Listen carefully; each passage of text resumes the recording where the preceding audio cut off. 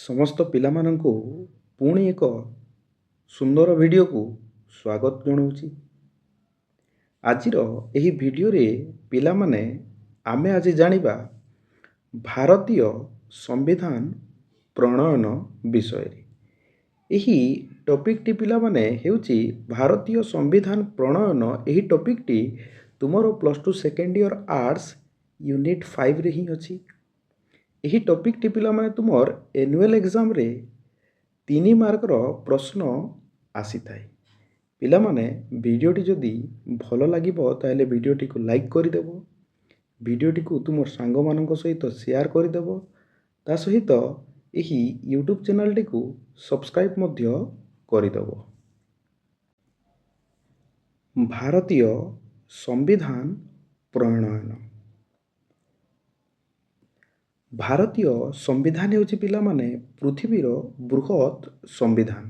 ତୁମର ବାର୍ଷିକ ପରୀକ୍ଷାରେ 1 ମାର୍କର ପ୍ରଶ୍ନ ଆସିଥାଏ ଯେ ପୃଥିବୀର ବୃହତ୍ ସମ୍ବିଧାନ କେଉଁ ଦେଶର ବୋଲି। କେଉଁ ଦେଶର ସମ୍ବିଧାନ ହେଉଛି ବୃହତ୍ ସମ୍ବିଧାନ?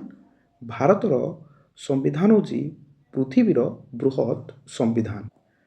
ପୁଣି ପିଲାମାନେ ଭାରତର ସମ୍ବିଧାନ ହେଉଛି ଲିଖିତ ସମ୍ବିଧାନ। ଏହା ମଧ୍ୟ 1 ମାର୍କର ପ୍ରଶ୍ନ ଆସିଥାଏ। କେଉଁ ଦେଶର ସମ୍ବିଧାନ ହେଉଛି ଲିଖିତ ସମ୍ବିଧାନ ବୋଲିକି। କେଉଁ ଦେଶର ସମ୍ବିଧାନ ହେଉଛି ଲିଖିତ ସମ୍ବିଧାନ? ଭାରତୀୟ ସମ୍ବିଧାନ ହେଉଛି ଲିଖିତ ସମ୍ବିଧାନ। ଏବେ ଜାଣିବା ପିଲାମାନେ ସମ୍ବିଧାନ ପ୍ରଣୟନ ସଭା ବିଷୟରେ।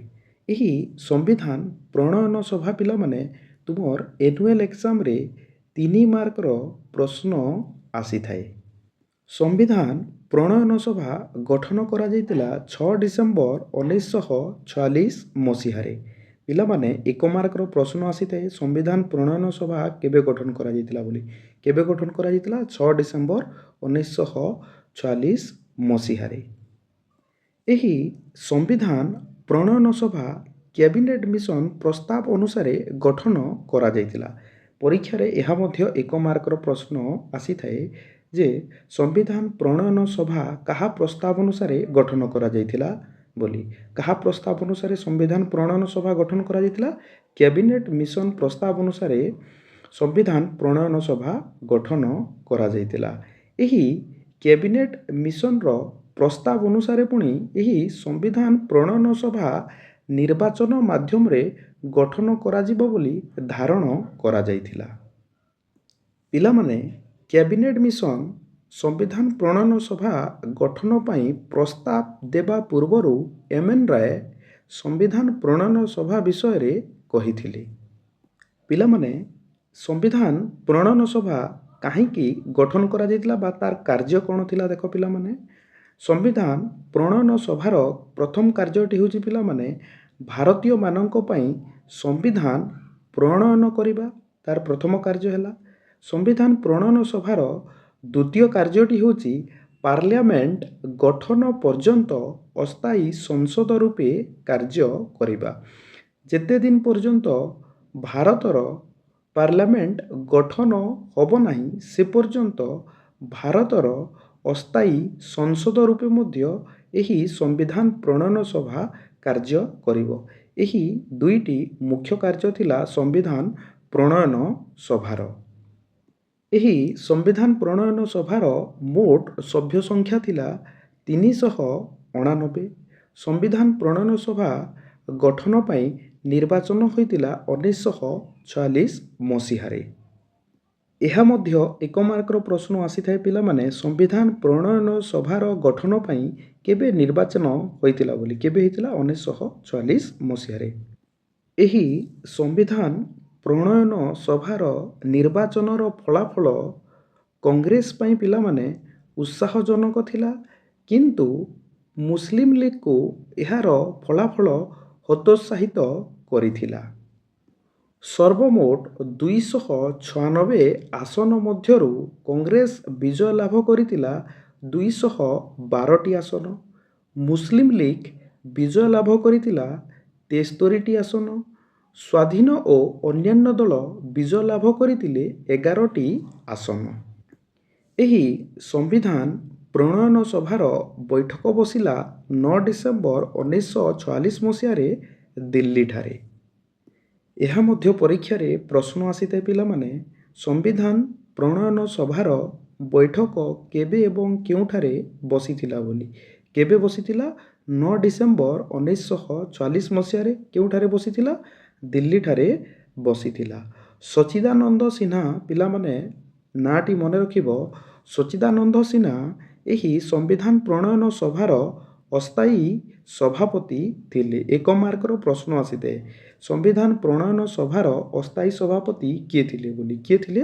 ସଚ୍ଚିଦାନନ୍ଦ ସିହ୍ନା। ପରେ ରାଜେନ୍ଦ୍ର ପ୍ରସାଦ ଏହି ସମ୍ବିଧାନ ପ୍ରଣୟନ ସଭାର ସଭାପତି ହୋଇଥିଲେ। ଏହା ମଧ୍ୟ 1 ମାର୍କର ପ୍ରଶ୍ନ ଆସିଥାଏ। ପରବର୍ତ୍ତୀ ସମୟରେ ସମ୍ବିଧାନ ପ୍ରଣୟନ ସଭାର ସଭାପତି ହୋଇଥିଲେ କିଏ? ରାଜେନ୍ଦ୍ର ପ୍ରସାଦ। ଏବଂ ଏହି ସମ୍ବିଧାନ ପ୍ରଣୟନ ସଭାର ଉପସଭାପତି ଥିଲେ ହରେନ୍ଦ୍ର ମୁଖାର୍ଜୀ।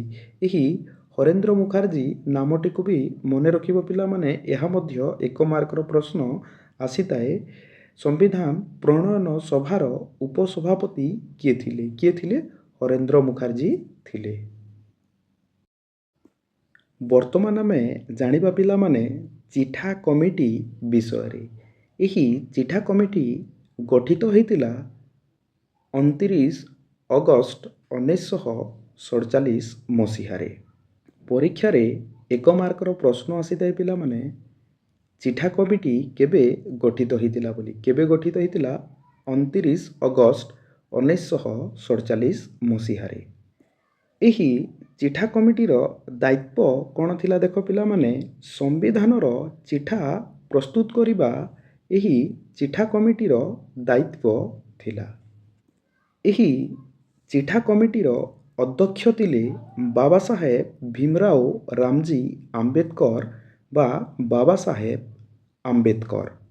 ପରୀକ୍ଷାରେ 1 ମାର୍କର ପ୍ରଶ୍ନ ଆସିଥାଏ ପିଲାମାନେ। ଏହା ଯେ ପ୍ରଶ୍ନ କେମିତି ଆସିଥାଏ, ଚିଠା କମିଟିର ଅଧ୍ୟକ୍ଷ କିଏ ଥିଲେ ବୋଲି। କିଏ ଥିଲେ? ବାବା ସାହେବ ଆମ୍ବେଦକର। ଏହି ବାବା ସାହେବ ଭୀମରାଓ ଆମ୍ବେଦକରଙ୍କୁ ଭାରତୀୟ ସମ୍ବିଧାନର ପ୍ରଣେତା ବା ଭାରତୀୟ ସମ୍ବିଧାନର ଜନକ ବୋଲି କୁହାଯାଏ। ପରୀକ୍ଷାରେ ଏହା ମଧ୍ୟ 1 ମାର୍କର ପ୍ରଶ୍ନ ଆସିଥାଏ। ଭାରତୀୟ ସମ୍ବିଧାନର ପ୍ରଣେତା କିଏ ଅଟନ୍ତି ବୋଲି ବା ଭାରତୀୟ ସମ୍ବିଧାନର ଜନକ କିଏ ଅଟନ୍ତି ବୋଲି।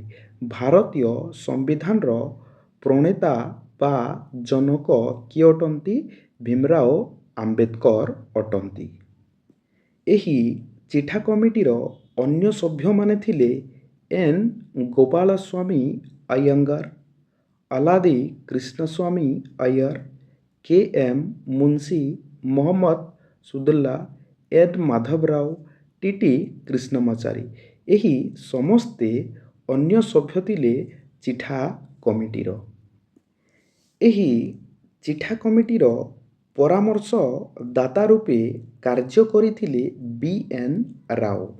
ପିଲାମାନେ ପରୀକ୍ଷାରେ ଏହା ମଧ୍ୟ 1 ମାର୍କର ପ୍ରଶ୍ନ ଆସିଥାଏ ଯେ ଚିଠା କମିଟିର ପରାମର୍ଶଦାତା ରୂପେ କିଏ କାର୍ଯ୍ୟ କରିଥିଲେ ବୋଲି।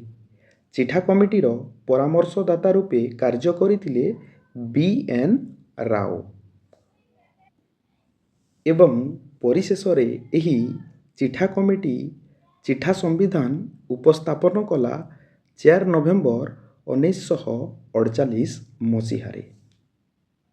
ଏବଂ ଏହା ହିଁ ଥିଲା ପିଲାମାନେ ଚିଠା କମିଟି ବିଷୟରେ। ଏହି ଚିଠା କମିଟି ମଧ୍ୟ ପିଲାମାନେ ତୁମର ଆନୁଆଲ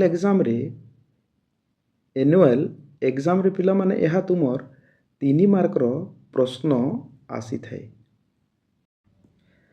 ବର୍ତ୍ତମାନ ଆମେ ଜାଣିବା ପିଲାମାନେ ଭାରତୀୟ ସମ୍ବିଧାନର ଅଧିବେଶନ ସମୟ। ଭାରତୀୟ ସମ୍ବିଧାନ ତିଆରି ହେବା ପାଇଁ 2 ବର୍ଷ 11 ମାସ 18 ଦିନ ସମୟ ଲାଗିଥିଲା। 1946 ମସିହା ଡିସେମ୍ବର 9 ତାରିଖରୁ 1949 ମସିହା ନଭେମ୍ବର 26 ପର୍ଯ୍ୟନ୍ତ ଭାରତୀୟ ସମ୍ବିଧାନ ତିଆରି ହେବା ପାଇଁ ସମୟ ଲାଗିଥିଲା। ପିଲାମାନେ ତୁମର ପରୀକ୍ଷାରେ ପ୍ରଶ୍ନ ଆସିଥାଏ 1 ମାର୍କର, ଭାରତୀୟ ସମ୍ବିଧାନ ତିଆରି ହେବା ପାଇଁ କେତେ ବର୍ଷ ଲାଗିଥିଲା ବୋଲି। କେତେ ବର୍ଷ ଲାଗିଥିଲା? 2 ବର୍ଷ 11 ମାସ 18 ଦିନ। ଏହି ଭାରତୀୟ ସମ୍ବିଧାନ ତିଆରି ହେବା ପାଇଁ 11ଟି ଅଧିବେଶନ ବସିଥିଲା ଏବଂ ଏହି 11ଟି ଅଧିବେଶନ ବସିବା ପାଇଁ 165 ଦିନ ଆବଶ୍ୟକ ପଡ଼ିଥିଲା। ଚିଠା ସମ୍ବିଧାନ ଉପରେ 114 ଦିନ ଆଲୋଚନା କରାଯାଇଥିଲା।